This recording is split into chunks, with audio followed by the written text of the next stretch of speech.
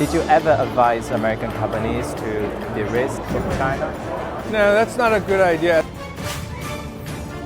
How much money does your company spend on such a fancy booth? I don't even know. If you want to dare, we can do it. My God. I think it's not a zero sum. It's win-win for both sides. Next, China is China for me.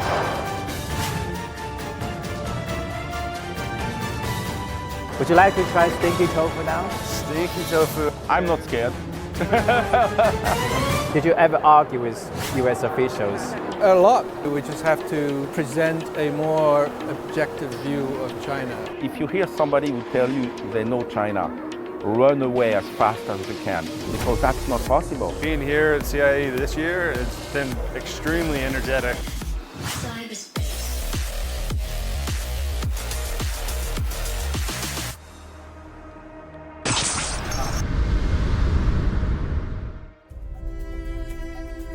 Here at the CIE, you could see a big presence of American companies, including from the semiconductor industry. How big and why the Chinese market? Mr. Zheng. Okay, Michael. Hello, Mr. Bozek. So Hello. much nice to see you here. How's the participation of American exhibitors in this year's event? This is the first time we are organizing our own pavilion. When we signed the contract with the CIE Bureau, we're not sure how many participants we might be able to recruit, but we ended up having a lot of participants. You can see it's a little bit crowded. How much money does your company spend on such a fancy booth? Truth, I don't even know.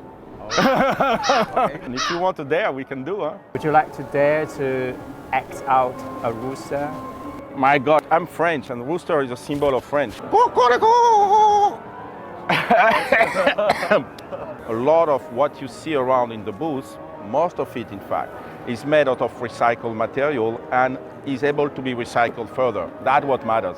This table, for example, is made out of leather wrap. Did you ever advise American companies to de-risk from China? No, that's not a good idea. I think people use different terms for this. So they use decoupling initially, and later they switch to de-risking. Look around.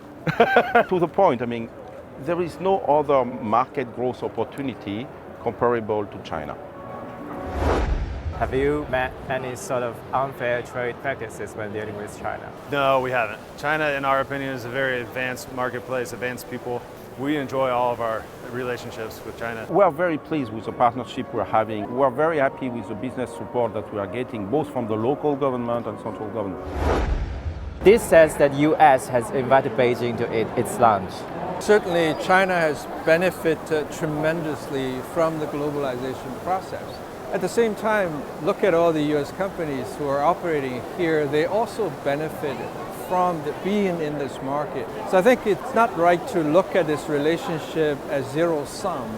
It's win-win for both sides, right? Because first of all, the market is so big. So they are in China for China. But at the same time, they also believe that in order for them to be globally competitive, they have to be in China. Because using EV as an example, even Tesla, they have to be here to learn to compete from their peers in China. They call it, this is the major league, right? Playing football. You have to be competing with the best in order to improve your own skills, right? Some of the Europeans say China are state subsidizing the electrical vehicle industry. What do you think? We don't see obvious subsidies provided from the government to the automakers. The fact that BYD is world leading, the fact that the battery maker CATL is so advanced, it's based on innovation and competition. We see some reports saying China's economy is in desperate need of rescue. I have not seen that. I have not experienced that. I see a growing economy. Being here at CIE this year, it's been extremely energetic. A lot of people here. I feel like it's almost doubled in the size of what I saw and experienced in 2019. When people ask me, when will be the biggest relay of growth, what will be the biggest opportunities, the next China is China for me. Did you ever argue with US officials? A lot, all the time. When we go to Washington, we tell them what we see on the ground, and sometimes we got pushback, but at the end of the day, we just have to present a more objective view of China, not black and white, right? But it's more a nuanced understanding of China.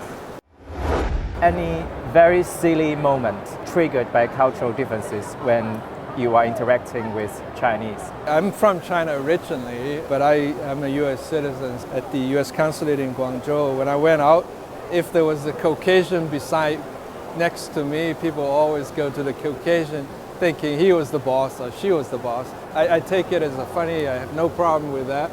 What is the most silly thing you've done to impress a Chinese business partner? I have chugged a beer for one. I felt like that needed to be done so they can understand that I was serious about business. I remember one day in the north, going out and removing my shirt and taking snow and washing myself with the snow, and the partner did the same. That was just one of the most silly things I did. I'm not sure it was impressive, by the way. Would you like to try one special kind of Chinese food right now? Oh, sure. I feel like you're setting me up right now, but sure, yeah. I can eat almost anything except smelly things. Stinky tofu is not my favorite. I've actually got stinky tofu. Oh, I got stinky. Stinky tofu. I was just talking to somebody about this the other day. I have never tried it. I'll take a pass. Yeah, it is. It's not too bad. How do you like it?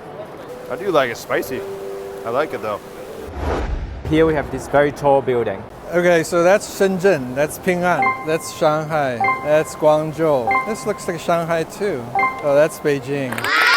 If you were to choose an emoji to describe your expectation for the prospects of US-China relations, Okay, which one would you choose? where's the happy face?